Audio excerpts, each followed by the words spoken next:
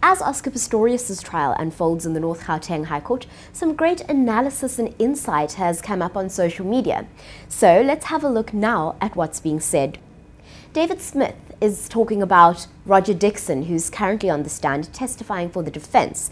Now, Roger Dixon is a forensic geologist and he's testifying about the door and the cricket bat. David Smith says, Dixon, damage is consistent with a cricket bat, most probably only 3 blows.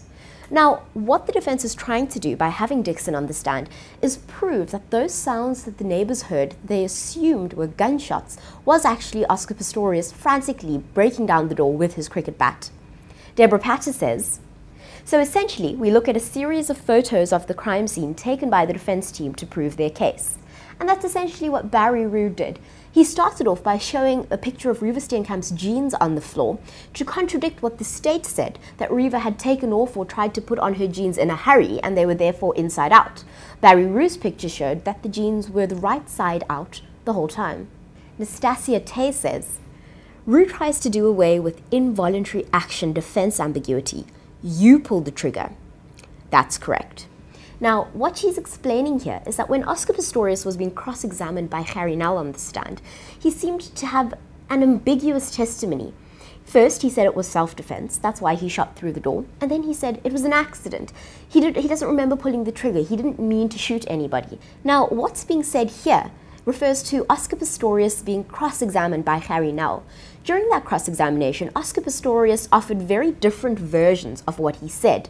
Initially, in his bail hearing, he said that it was defense. But when cross-examined by Gerrie Nel, Oscar Pistorius said it was an accident. He didn't mean to pull the trigger. He doesn't remember doing it. It was a mistake.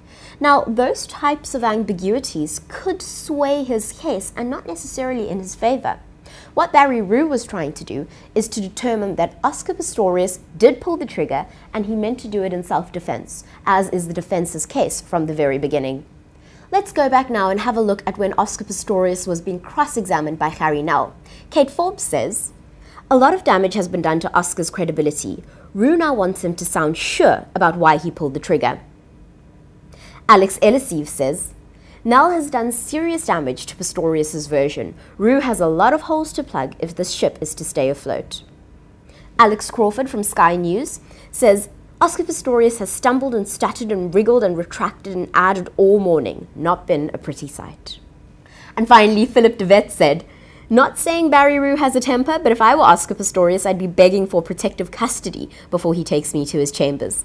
That's, of course, because Oscar Pistorius, in refusing to take responsibility for any inconsistency brought up by Gerrie Nel, went so far as to blame Barry Roux, saying it was his lawyer's fault that there were certain inconsistencies in his testimony. For the latest news and information on Oscar Pistorius, visit news24.com, follow us on Twitter and Facebook, and subscribe to our YouTube channel.